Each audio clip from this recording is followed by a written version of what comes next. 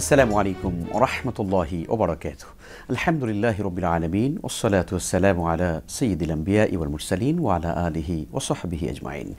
সুপ্রিয় দর্শক শ্রোতা, কাছে কিংবা দূরে বিশ্বজুড়ে এই মুহূর্তে যে যেখান থেকে দেখছেন, বাংলা ভিশন আপনাদের সবাইকে সাদর আমন্ত্রণ জানাচ্ছি আমাদের নিয়মিত চমৎকার আয়োজন আপনাদের অংশগ্রহণে প্রাত্যহিক জীবনে ইসলাম জিজ্ঞাসা ও জবাবের আজকের ২৫৬তম পর্বে। আল্লাহ সুবহানাহু ওয়া তাআলার দরবারে শুকরগুজার হচ্ছে যিনি আমাদেরকে এই মোবারক অনুষ্ঠানে অংশগ্রহণ করার সুযোগ দান করেছেন, আলহামদুলিল্লাহ।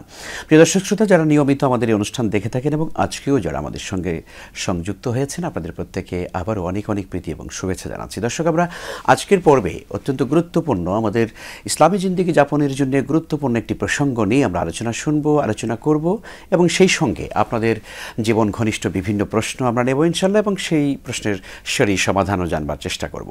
দর্শক, আমাদের আজকের আলোচনার বিষয় কোরআন ও হাদিসের আলোকে শুকরের গুরুত্ব এবং ফজিলাত।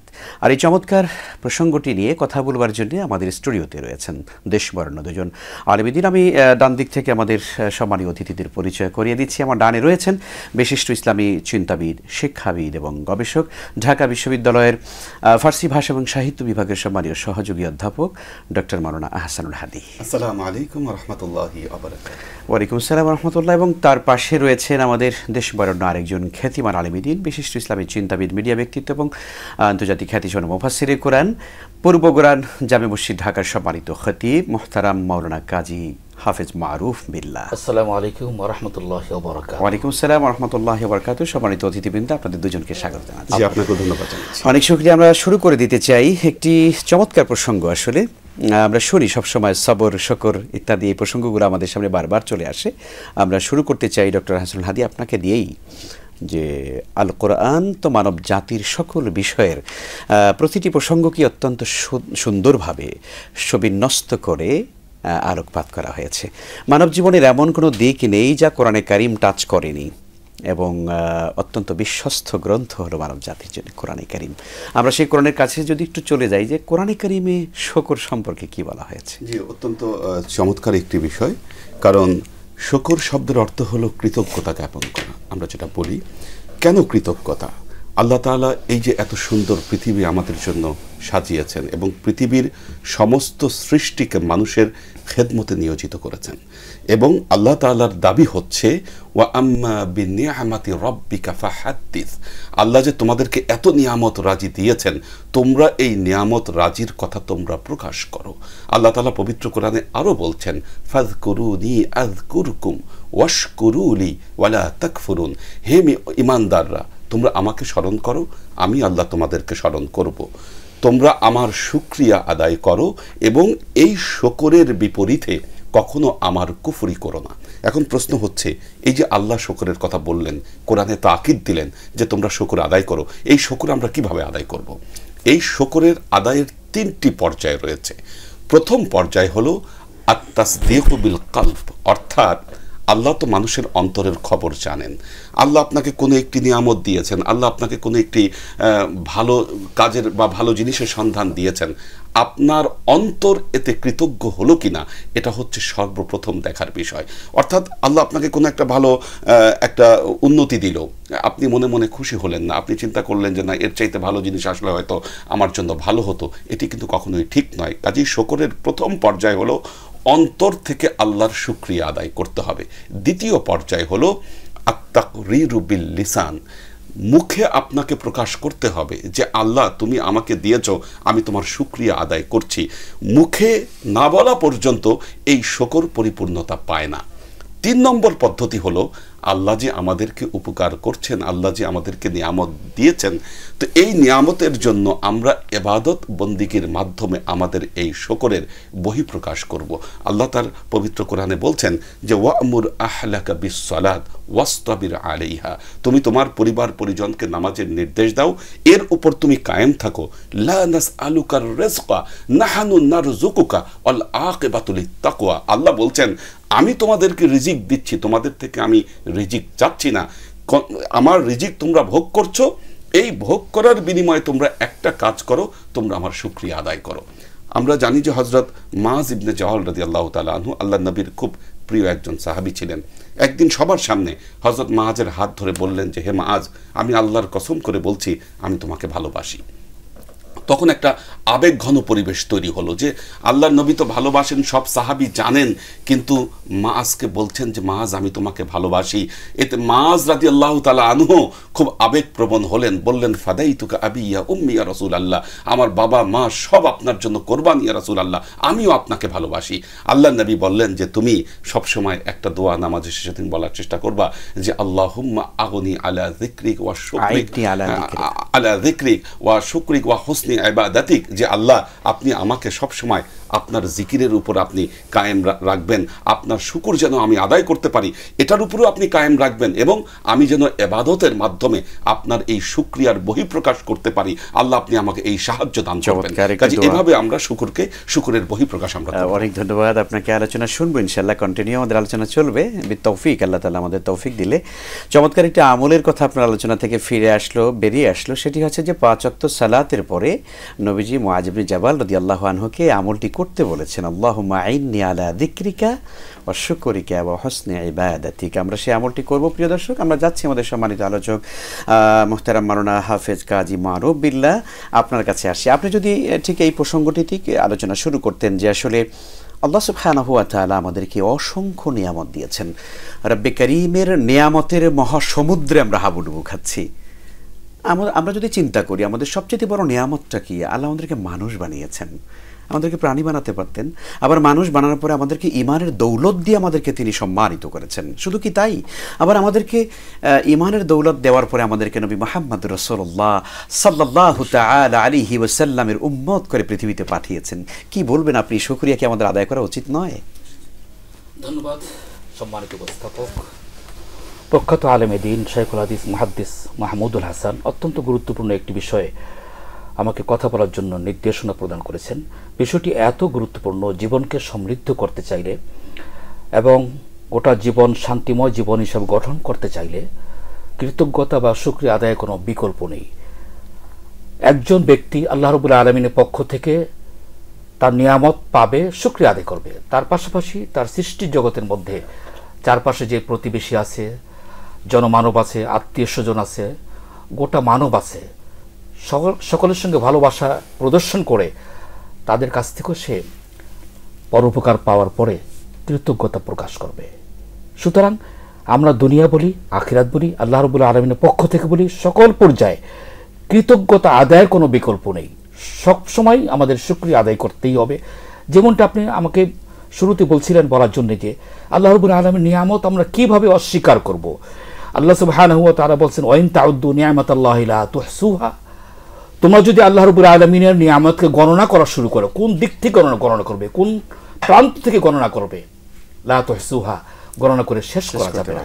এই জন্য আল্লাহ রাব্বুল আলামিন বারবার বলছেন ফাবিআইয়ি আলাই রাব্বিকুমা তুকাযিবান, তোমরা কোন কোন নিয়ামতকে অস্বীকার করবে, অর্থাৎ চলনে বলনে শয়নে জাগরণে গোটা জীবন পরিচালনা ক্ষেত্রে আল্লাহ রাব্বুল আলামিন যে নিয়ামত দিয়ে আমাদের সমৃদ্ধ করেছেন, বারবার শুকরিয়া আদায় করতে হবে, মুহূর্তে মুহূর্তে শুকরিয়া আদায় করতে হবে। আল্লাহ সুবহানাহু ওয়া তাআলা বলে দিচ্ছেন সূরা ইব্রাহিমের মধ্যে ওয়াইজ তাআজ্জানা রাব্বুকুম, তোমাদের প্রতিপালক তোমাদেরকে ঘোষণা করার জন্য বলে দিচ্ছেন লাইন শাকারতুম, তোমরা যদি কৃতজ্ঞতা প্রকাশ করো, শুকরিয়া আদায় করো, তোমাদের রবের যদি শুকরিয়া আদায় করো আযীদান্নাকুম, আল্লাহ রাব্বুল আলামিন যেই পরিমাণ তোমাদেরকে নিয়ামত অনুদান দিয়ে সমৃদ্ধ করেছেন আল্লাহ সুবহানাহু ওয়া তাআলা আরো বাড়িয়ে দিবেন।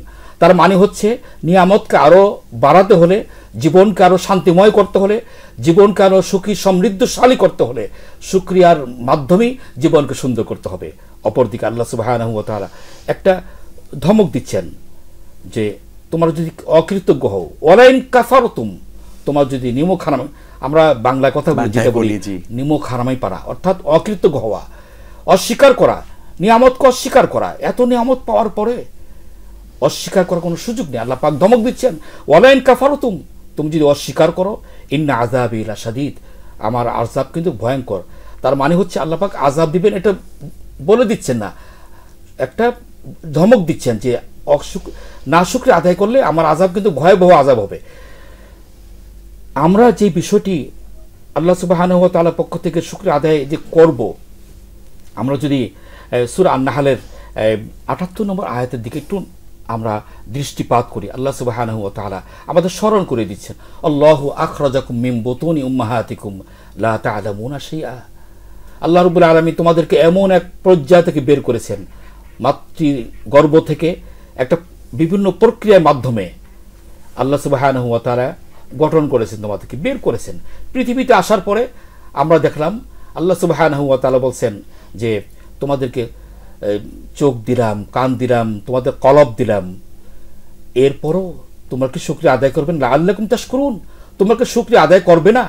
আল্লাহ রাব্বুল আলামিন এই কথা বলার মাধ্যমে আমাদেরকে বারবার স্মরণ করে দিচ্ছেন, আমি তোমাদেরকে এত সমৃদ্ধ করলাম, সেই মায়ের গর্ভ আমি প্রতিপালন করলাম, বিভিন্ন প্রক্রিয়ার মাধ্যমে তোমাকে পৃথিবীতে আমি প্রেরণ করলাম মায়ের গর্ভ থেকে, এরপর তোমাকে সমৃদ্ধ করলাম, তোমার জ্ঞান দিলাম, তোমাকে খাবারের সুব্যবস্থা করলাম, সব কিছু দেওয়ার পরে লাআল্লাকুম তাশকুরুন, তোমাকে শুকরিয়া আদায় করবে না? আল্লাহ পাক এই কথা বলার মাধ্যমে আমাদের স্মরণ করে দিচ্ছেন আমাদের সর্বক্ষেত্রে সকল অবস্থায় আল্লাহ সুবহানাহু ওয়া তাআলার প্রতি কৃতজ্ঞ হতেই হবে। নামাজে, কালামের, চরণে, বয়ন বলনে, প্রত্যেকটি ইবাদতের মধ্যেই আল্লাহ রাব্বুল আলামিনের প্রতি শুকরিয়া আদায় করতে। আপনি দেখুন সূরা ফাতিহা, আপনার শুরুতে যেমনটি বলছিলেন, আল্লাহ সুবহানাহু ওয়া তাআলা কালামে হাকিম আমাদের দিয়েছেন, সবচেয়ে বড় নিয়ামত আমাদেরকে দিয়েছেন, এমন একটা মহাগ্রন্থ আমাদের দিয়েছেন, মানুষের ব্যক্তি জীবন থেকে শুরু করে তার জাতীয় আন্তর্জাতিক জীবন পর্যন্ত সকল কিছু বলা কওয়া সব কিছু আল্লাহ পাক সেখানে দিয়েছেন। সূরা ফাতিহার মধ্যে যে আমরা একটু দৃষ্টিপাত করি, প্রথম যে আয়াতটি আমরা দেখতে পাই, আলহামদুলিল্লাহি রাব্বিল আলামিন, এখানে আল্লাহ সুবহানাহু ওয়া তাআলা বলে দিচ্ছেন যে গোটা বিশ্ব মানবকে তোমাদের জন্য অনুগত করে দিলাম, সুতরাং সেই রব্বিল আলামিনে তোমরা শুকরিয়া আদায় করো, প্রশংসা করো। তার মানে হচ্ছে এই, আমরা সকল ক্ষেত্রে সকল অবস্থায় যদি শুকরিয়া আদায় করতে পারি, নিঃসন্দেহে আল্লাহ রাব্বুল আলামিন আমাদের ইবাদতের মধ্যে, আমাদের রিজিকের মধ্যে, আমাদের চলাফেরার মধ্যে, আমাদের প্রত্যেকটি কর্মকাণ্ডের মধ্যে আল্লাহ রাব্বুল আলামিন বরকত নাজিল করবেন। আমরা যাচ্ছি, আমাদের সঙ্গে দর্শক আছেন। প্রিয় দর্শক, আপনার ফোন নিতে চাই ইনশাআল্লাহ তাআলা। আসসালামু আলাইকুম, কে আছেন? পরিচয় দিয়ে প্রশ্ন করুন। ওয়ালাইকুম আসসালাম। জি হুজুর, আমি ঢাকার ধানমন্ডি থেকে বলছি। হুজুর জি হুজুর আমি বলছিলাম যে হজ করে আসার পরে যারা আবার জঘন্য বড় বড় পাপের মধ্যে ডুবে থাকবে, তাদের হজ কবুল হয়নি, তাদের হজে আসা যেন সম্পূর্ণ বৃথা গিয়েছে, এ কথা কি সত্য কিনা? ধন্যবাদ। আচ্ছা আচ্ছা, জি অনেক ধন্যবাদ। দর্শক, আমরা ঠিকই আপনি বলেছেন যে আমরা আসলে হজ করার পরেও হয়তো অনেক সময় কখনো কখনো আবার ঠিক আগের মতোই পাপের ভেতরে আমরা ঢুকে যাই।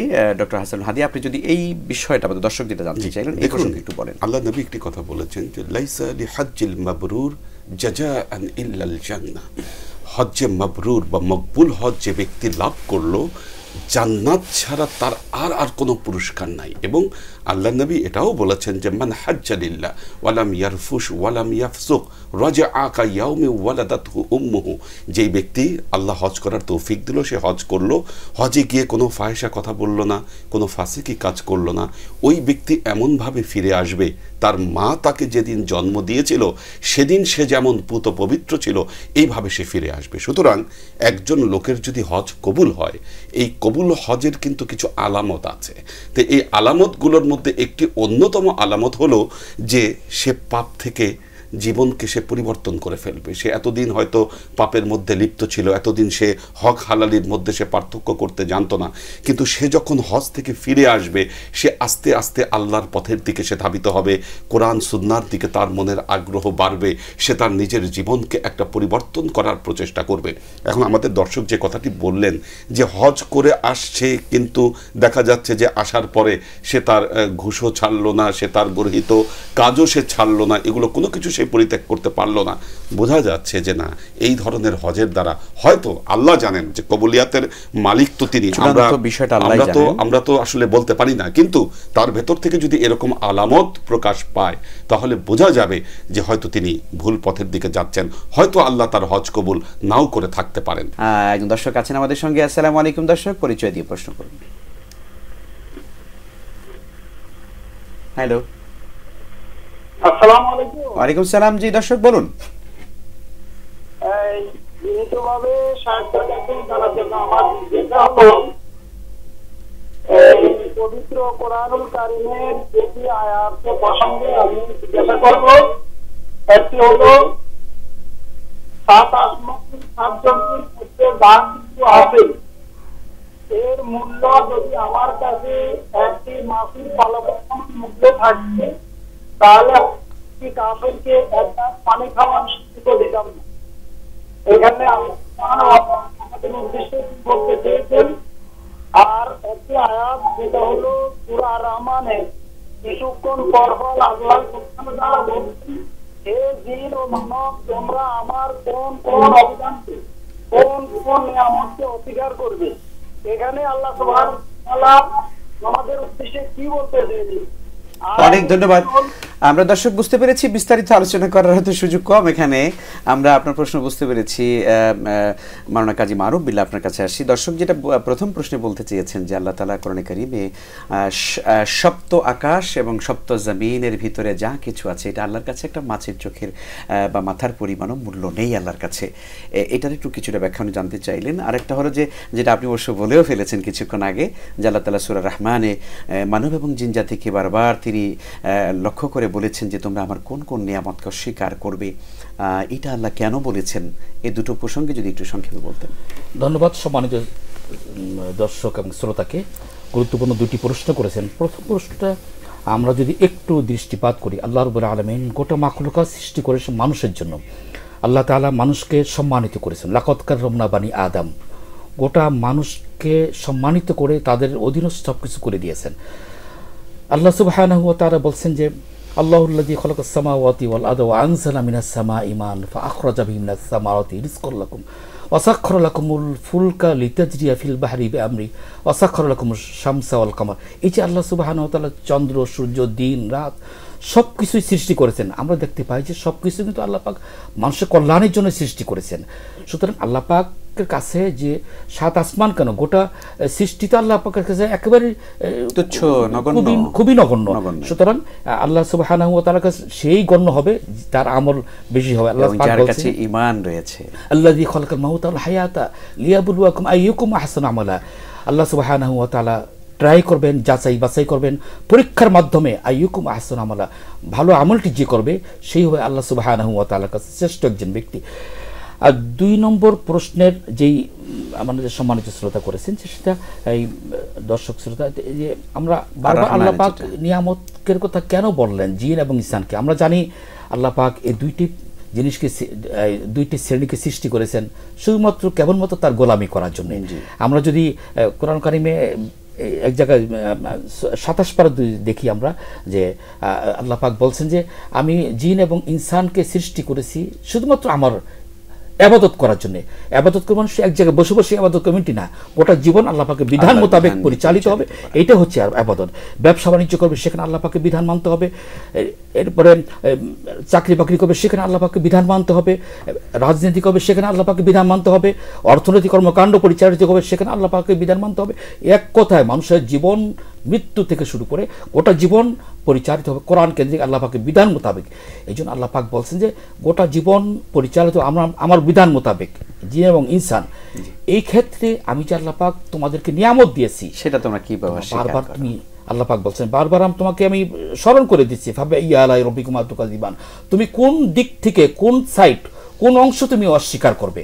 অর্থাৎ সবকিছু তোমাকে স্বীকার করেই। এবং আমরা মাওলানা কাজী মারুফ বিল্লাহ, আপনি নিশ্চয়ই, আপনি তো এটা জানেন, আপনি একজন অভিজ্ঞ আলিম এবং একজন দক্ষ মানুষ, যে আল্লাহ তাআলা কিন্তু রুহের জগতে এই বিষয়টাকে তিনি ইকরারনামা নিয়েছেন। আল্লাহ কিন্তু আমাদের কাছে কথা নিয়েছিলেন, আলাস্তু বিরব্বিকুম ক্বালু বালা, আমি কি তোমাদের রব নই? সেদিন কিন্তু সকল মানবাত্মাগুলো সেদিন কিন্তু স্বীকার করে নিয়েছিল, অবশ্যই আপনি আমাদের রব, হোয়াই নট, কেন নয়। তার মানে আমরা সেদিন স্বীকার করে এসেছি, সেই মানুষগুলো, সেই আত্মাগুলো পৃথিবীতে আসবার পরে আমরা আল্লাহকে অস্বীকার করছি। আল্লাহ নিয়ামতকে আমরা চোখে দেখছি না, আর আল্লাহ নিয়ামতকে চোখে না, আবার বলছি আমরা যে আল্লাহকে না দেখে বিশ্বাস করি না, যা আমি মানে আনসিন ইজ নাথিং, যা দেখা যায় না তা বিশ্বাস করি না। তো আল্লাহকে চোখে দেখে আমি বিশ্বাস করতে চাই, অথচ আল্লাহ সুবহানাহু ওয়া তাআলা বলে দিয়েছেন যে পৃথিবীর দিকে তুমি তাকাও, তুমি তাকালে আমার হাজার নিয়ামত তুমি দেখতে পাবে। সুবহানাল্লাহ। অনেক ধন্যবাদ আপনাকে। আলোচনা আমরা ফিরছি ইনশাআল্লাহ। দর্শক আছেন আমাদের সঙ্গে, দর্শক আপনার পরিচয় দিয়ে প্রশ্ন করুন। আসসালামু আলাইকুম। ওয়ালাইকুম আসসালাম, জি বলুন। আমি প্রশ্ন করছি যে অনেক লোক হজে যাইতে চায়, এখন ওনারা আমি যদি প্রশ্ন করি হয় আপনি হজে যান না কেন, আপনি যাবো, কিন্তু যাইতে যাইতে আমি দেখতেছি উনি যে পাপে লিপ্ত হয়ে যাইতেছে, উনি বলতেছে আমি আরো পরে যাবো। এখন উনি যে পাপগুলি নিজে জাইনা শুনে করে উনি হজে যাইতে চাইতেছে, এখন এগুলি কি পিছনের পাপগুলি কি আল্লাহ পাক মোচন করবে নাকি এটা জানার জন্য জানতেছে। জি, অনেক ধন্যবাদ। দর্শক, আমরা প্রশ্নটি অলরেডি পেয়ে গেছি। ডক্টর হাসান হাদি, আপনি যদি বলেন যে আমরা হজে যাচ্ছি করে একটা দিক হলো আমরা দেরি করি, আমাদের এই কর্মব্যস্ত জীবনে আমরা সময় করতে পারি না, এক। আবার দ্বিতীয় হচ্ছে আমরা পাপের মধ্যেও আছি। দর্শক জানতে চাইলেন যে হজ করার দ্বারা সেই পাপগুলো মোচন হবে কিনা। যে দেখুন, আল্লাহ তাআলা পবিত্র কোরআনে যেটি বলেছেন, ওয়ালিল্লাহি আলান নাসি হিজ্জুল বাইতি মান ইসতাতাআ ইলাইহি সাবিলা। আল্লাহ যাদেরকে সামর্থ্য দিয়েছেন তাদের উপর হজ করাটি ফরজ। এই সামর্থ্য কিন্তু দুরকম, একটি হচ্ছে আপনার শারীরিক সামর্থ্য এর মধ্যে রয়েছে, দ্বিতীয়ত হচ্ছে অর্থনৈতিক সামর্থ্য রয়েছে। আল্লাহ হয়তো কখনো অর্থনৈতিকভাবে স্বাবলম্বী করেন, কিন্তু অনেকে হয়তো শারীরিকভাবে তারা স্বাবলম্বী নয়। এখন এই মুহূর্তে হয়তো আল্লাহ আপনাকে অর্থনৈতিকভাবে স্বাবলম্বী করেছেন বা আমাদের কাউকে করেছেন স্বাবলম্বী, আমাদের উচিত সেই মুহূর্তেই হজ করে ফেলা। কারণ আমরা জানি না আমাদের এই অর্থনৈতিক সামর্থ্য আসলে পরবর্তীতে বা 2 বছর পরে বা 3 বছর পরে এই সামর্থ্য আমাদের থাকবে কিনা। দ্বিতীয়ত হলো হয়তো অর্থনৈতিক সামর্থ্য থাকলো, কিন্তু আমরা যদি শারীরিকভাবে অক্ষম হয়ে যাই বা আমরা যদি শারীরিকভাবে দুর্বল হয়ে যাই, তখন যদি হজ করতে না পারি, তখন কিন্তু এর দায়ভার কিন্তু আমাদের উপর কিন্তু বর্তাবে। এবং আল্লাহর নবী এমন করার কথা বলেছেন, মা ওয়াজাদা সাআতান ওয়ালাম ইয়াহুজ্জা ফালা আলাইহি আইয়ামুতু ইয়াহুদিয়ান আও নাসরানিয়ান। যেই ব্যক্তিকে আল্লাহ সামর্থ্যবান করলো কিন্তু সেই ব্যক্তি হজ করলো না, সে ইহুদি হয়ে মরতে পারে, নাসারা হয়ে মরতে পারে, কিন্তু তাতে কিছু আসে যায় না, সে মুসলমান হয়ে মরবে না। এই ধরনের একটি কথা কিন্তু আল্লাহ বলেছেন। দর্শক, আপনার কে আছেন আমাদের সঙ্গে, কথা বলুন, প্রশ্ন করুন। জি আমি বলতেছি। জি বলুন। আমার প্রথম প্রশ্ন হলাম যে আমরা বাসার ভিতরে আমরা যখন নামাজ পড়ি, তা আমরা স্বামী স্ত্রী জামাত করে নামাজ পড়তে পারি, এটা 1 নম্বর প্রশ্ন। আর 2 নম্বর প্রশ্ন হলাম যে মানুষের বলে হোক যেভাবে মানুষের যে ফোন করে, যে ব্যক্তি ফোন করার পরে এই লোক যদি ইবাদত বন্দেগিরি করে বা নিয়োগ করে, তার ইবাদত থেকে ডক্টর হাসান হাদি, আপনার কাছে আমি আসছি। উনি বলেছেন যে স্বামী স্ত্রী ওনারা একসঙ্গে নামাজ পড়ে। চমৎকার, এটা তো একটা জামাত করে পড়বেন। কারণ এর উপকারিতাটা কি আমি বলি, আল্লাহ নবী কিন্তু বলেছেন, লা তাজআল বুয়ুতাকুম মাকাবির, তোমরা তোমাদের ঘরগুলোকে কবরে পরিণত করো না। তো কবরে পরিণত কেন করবে না? কারণ সেখানে যেন একটু ইবাদত বন্দিগে হয়, একটু নামাজ রোজা যেন হয় সেখানে।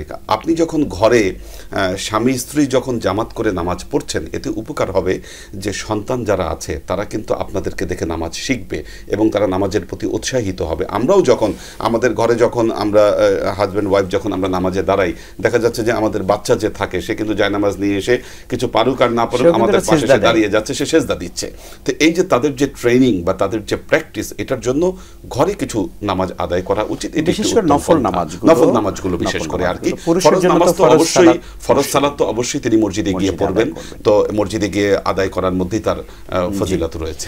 এখানে একটি মাসালাগত আমাদের দর্শকরা অনেক সময় জানতে চান যে স্বামী স্ত্রী যদি নামাজে ধরুন হয়তো কোনো কারণে ফরজ সালাতই পড়ছেন, তো সেক্ষেত্রে ওনারা দাঁড়াবেন কোথায়, দাঁড়ানোর সাফটা কিরকম হবে? দেখুন, যদি 2 জন নামাজ পড়েন তাহলে ইমাম দাঁড়াবেন বাম পাশে, তার ডান পাশে দাঁড়াবেন হচ্ছে মুক্তাদি। অর্থাৎ ইমাম সাহেব যিনি অবশ্যই তো হাজব্যান্ড ইমামতি করবেন, কারণ মেয়েরা কিন্তু ইমামতি করতে পারবে না, এটা আমাদের দর্শকদের জানা উচিত। আর রিজালু কাওয়ামুনা আলান নিসা, আল্লাহ একদম পবিত্র কোরআনে বলে দিয়েছেন এই বিষয়টি। কাজে স্বামী যেখানে দাঁড়াবেন তার ডান পাশে, হাতের ডান পাশে একটু পেছনে দাঁড়িয়ে তখন স্ত্রী দাঁড়াবেন। যদি তার সন্তানরা যদি নামাজে দাঁড়ান তাহলে আবার পেছনে একটা কাতার করে তারা দাঁড়িয়ে যাবেন। এবং আল্লাহ নবীর সময় যেভাবে আসলে কাতারগুলো করা হতো, যে প্রথমে পুরুষরা দাঁড়াতো, তারপরে হচ্ছে বালকরা দাঁড়াতো, সর্বশেষ দাঁড়াতো হচ্ছে পেছনে নারীরা দাঁড়াতো। এটাই ছিল আল্লাহ নবীর সময়কার সুন্নাহ। অনেক অনেক ধন্যবাদ আপনাকে। একজন দর্শক আছেন, আমরা নিয়ে নিচ্ছি। দর্শক, আপনার পরিচয় দিয়ে প্রশ্ন করুন। হ্যালো হ্যালো, ওয়ালাইকুম সালাম, আমরা শুনতে পাচ্ছি। দর্শক বলুন। আমি নাইটসোয়েল বলছি, ঢাকা থেকে। জি আচ্ছা, আমার প্রশ্ন কয়েকটি আছে, আমি সংক্ষেপে সাজছি। প্রথমত হচ্ছে যে আমি যতদূর জানি আমার প্রতিবেশী সবাই আপনাদের সম্প্রদায়ের মানুষ। হজ করতে গেলে যেটা নিয়ম আমি যদি শুনেছি যে তার কোনো দেনা পাওনা থাকতে পারবে না, তার ঋণ যা আছে বা যত রকম সমস্যা থাকে সব মিটিয়ে দিয়ে সে যেন হজে যায়। হ্যাঁ, এটা কিন্তু আমি দেখেছি অনেকে এটা করে না। আর একটা হলো যে যিনি হজ করে আসছেন, আসার পরে তার ভিতরে এমন একটা ভাব দেখায় যে সে পৃথিবী জয় করে আসছে এবং তার মধ্যে কোনো রকম নমনীয়তা থাকে না। যেটা একটু আগে আপনারা আলোচনা করছিলেন, খুব ভালো লাগছিল কথাটা, বাট এই জিনিসটা খুব কম মানুষের মধ্যে থাকে। হ্যাঁ, এটা কেন হচ্ছে এবং তাদের জন্য ইসলামের বিধান মতে কি রকম কোনো শাস্তি বা কোনো বিধান আছে কিনা সেটা আমার জানার বিষয়। আর একটা বিষয় হচ্ছে যে এই যে কুরবানি দেওয়াটা, আমি যতদূর জানি কুরবানি দিতে হবে একেবারে নিজের প্রিয় জিনিসটা। অর্থাৎ আমি ছোটবেলায় দেখেছি আমার প্রতিবেশী ভাইরা তারা কি করতেন, সেই কুরবানির জিনিসটা 1 বছর আগে থেকে লালন পালন করতেন, করে তারপরে একটা কুরবানির সময় তারা কুরবানি দিলেন। কিন্তু এখন দেখা যায় চাঁদ রাতের দিন মানে ওই পশু কিনে নিয়ে এসে পরের দিন সকালবেলা কুরবানি দিয়ে দেয়। হ্যাঁ, এবং সেটা অনেক সময় দেখা যায় যে অনৈতিক উপার্জন থেকেই করা হয়। এবং অনেকটা সময় আরো দেখা যায় যে প্রতিযোগিতামূলক কুরবানি হয়, যে ও মন দিল আমি এরম দেবো। হ্যাঁ, এই জিনিসগুলো কতটা মানে গ্রহণযোগ্য? অনেক ধন্যবাদ দর্শক। আমরা সুন্দর আপনি জীবন ঘনিষ্ঠ কয়েকটি প্রশ্ন করলেন। আমরা আসছি মোহতারাম মাওলানা কাজী মারুফ বিল্লাহ আপনার কাছে। আমাদের পূর্বের যে দর্শকের আরেকটি প্রশ্ন ছিল, উনি বলেছেন যে কোনো মানুষ যদি কোনো মানুষকে হত্যা করে ফেলে তাহলে তার নামাজ রোজা বা ইত্যাদি ইবাদত বন্দেগীগুলো কবুল হবে কিনা। এই বিষয়টা আমাদের সকলে একেবারে ভালোভাবে জানা দরকার। হত্যার অপরাধ এবং তার শাস্তি ভিন্ন, এবং নামাজ না পড়লে তার শাস্তি ভিন্ন। এই বিষয়টা আমাদের ক্লিয়ার রাখতে হবে। কোনো ব্যক্তি যদি কাউকে অন্যায়ভাবে হত্যা করে, আল্লাহ সুবহানাহু ওয়া তাআলা বলেছেন মান কতালা নাফসান বিগয়রি নাফসিন আও ফাসাদিন ফিল আরদি ফাকান্নামা কতালান নাস জামিআ। যে ব্যক্তি কোনো মানুষকে অন্যায়ভাবে হত্যা করলো অথবা জমিনের মধ্যে ফিতনা ফাসাদ সৃষ্টি করে নিকৃষ্ট পরিবেশ তৈরি করলো, সেজন্য গোটা মানবকে হত্যা করে ফেললো। এই কাজটি যে করবে তার শাস্তি হবে কোরআনের বিধান মোতাবেক, যদি কোরআন সেখানে চালু থাকে, আর কোরআনের বিধান সেখানে চালু না থাকলে দেশীয় আইন মোতাবেক তার শাস্তি হবে।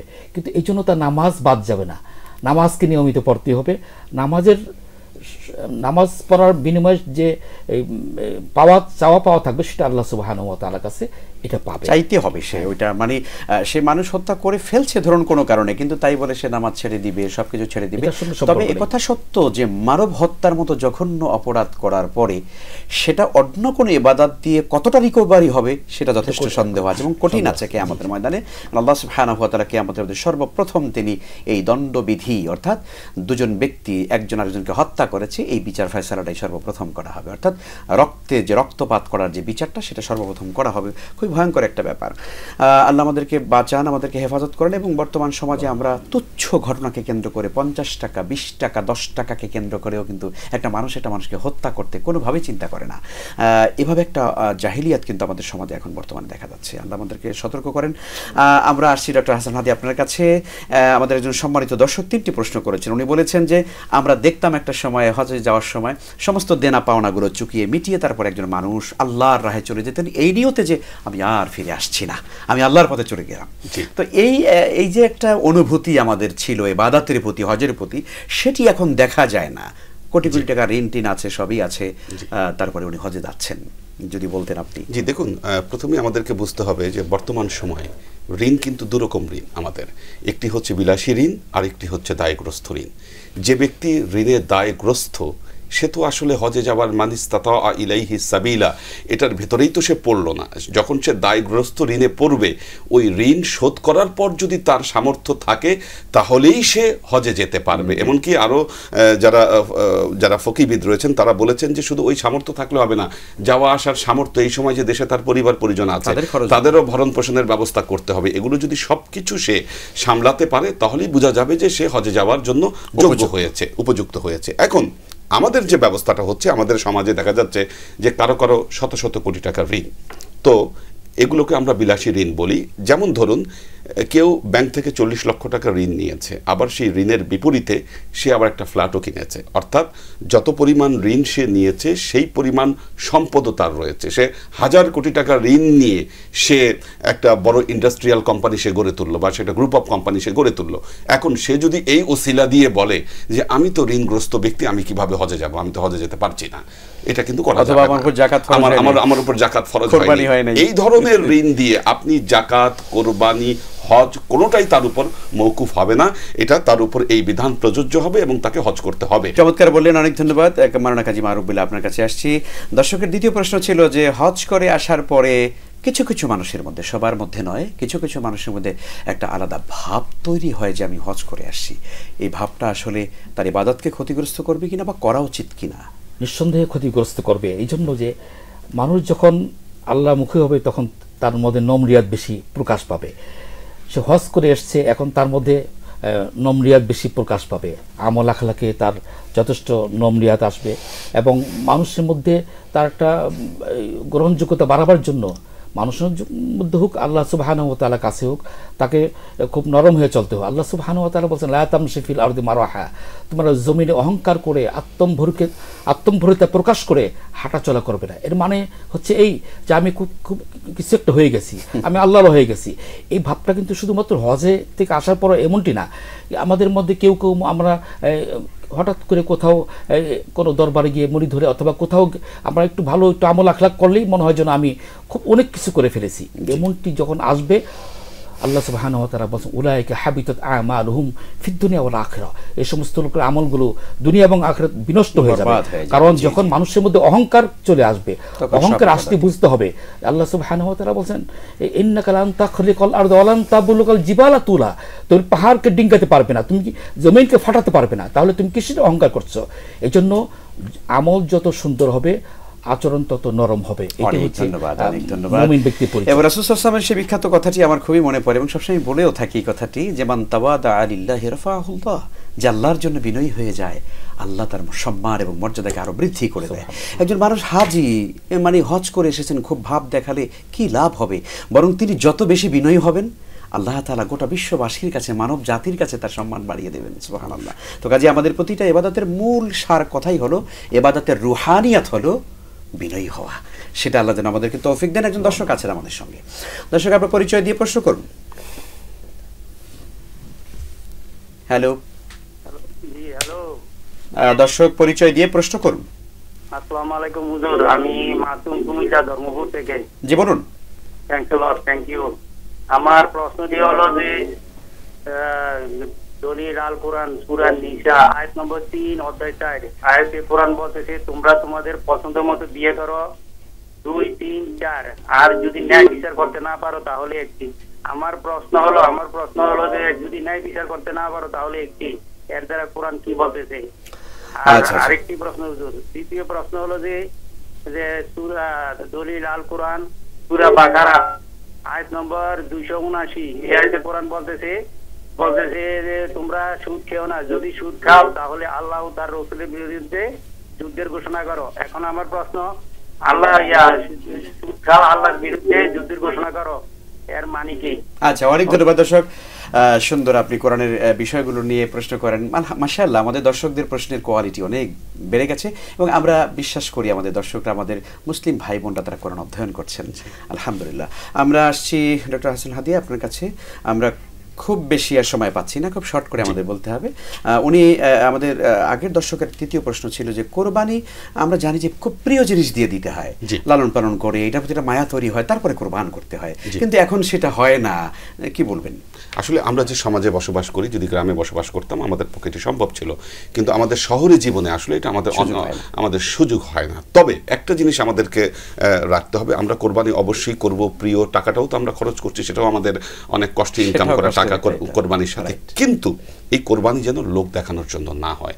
আমরা এবার কোরবানিতে যেগুলো দেখেছি যে 15 লক্ষ টাকার ছাগল আর 1 কোটি টাকা দামের গরু, তো এই ধরনের যে কোরবানির যে কালচার আমাদের মধ্যে যা তৈরি হয়েছে, এটা তো একদম স্রেফ লোক দেখানোর জন্য। কালচার বলা চলে না, গোটা জাতি এবং নেশন যেন শুধুমাত্র একটি ছাগলের কোরবানিকে কেন্দ্র করে যেন ঝাঁকুনি খেয়ে গেছে। জি, তো আমাদেরকে এগুলো থেকে বিরতি থাকতে হবে, কারণ রিয়াকার আমাদের এবাদতের মধ্যে যদি রিয়া বা লোক দেখানোর কোনো প্রবণতা এবাদতের মধ্যে যদি ঢুকে যায়, সেই এবাদত কবুল হবে না আমাদের। ধন্যবাদ। আমরা বোধহয় সময় আর পাচ্ছি না, আমাদের হাতে আজকে তেমন সময় নেই। ডক্টর মাওলানা হাসানুল হাদি চমৎকার আলোচনা করলেন এবং মাওলানা কাজী মারুফ বিল্লাহ আপনিও খুব সুন্দর করে আলোচনা করলেন। আপনাদের দুজনকে আল্লাহ তাআলা আরো উত্তম জাযা দেন এবং আরো ইলম এবং সেহাত দিয়ে আল্লাহ তাআলা ধন্য করুন। আপনাকে ধন্যবাদ জানাচ্ছি, বাংলা ভিশনকে ধন্যবাদ জানাচ্ছি। শুকরিয়া। অনেক প্রিয় দর্শক শ্রোতা, আমরা আজকের আয়োজন শেষ করতে হচ্ছে। এতক্ষণ পর্যন্ত যারা আমাদের সঙ্গে ছিলেন আপনাদেরকে আমরা শুকরিয়া জানাই, এবং সেই সঙ্গে যারা সুন্দর সুন্দর প্রশ্ন করে আমাদের অনুষ্ঠানকে প্রাণবন্ত করেছেন আপনাদের প্রত্যেককে মোবারকবাদ জানিয়ে আপনাদের এই প্রিয় অনুষ্ঠান বাংলা ভীষণের প্রাত্যহিক জীবনে ইসলাম জিজ্ঞাসা ও জবাব আজকের পর্ব থেকে বিদায় নিচ্ছি আমি মাহমুদুল হাসান। দেখা হবে ইনশাআল্লাহ তাআলা ভবিষ্যতে আবার কোনো পর্বে। আল্লাহ তাআলা আমাদের সবাইকে ভালো রাখুন, নিরাপদে রাখুন। আল্লাহ হাফেজ। ওয়াসসালামু আলাইকুম ওয়া রাহমাতুল্লাহি ওয়া বারাকাতুহু।